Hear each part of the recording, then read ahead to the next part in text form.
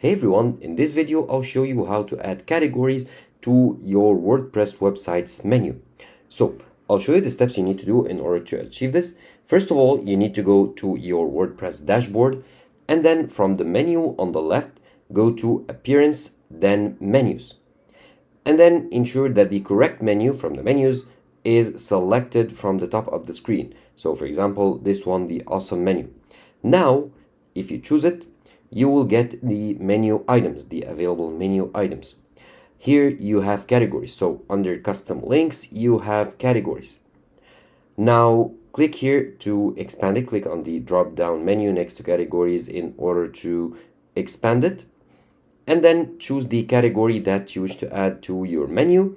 And then click on Add to Menu button. Now you need to do this for each category that you select in order to add it to your menu. And once you finish and added all the categories that you want, simply click on Save Menu at the bottom here.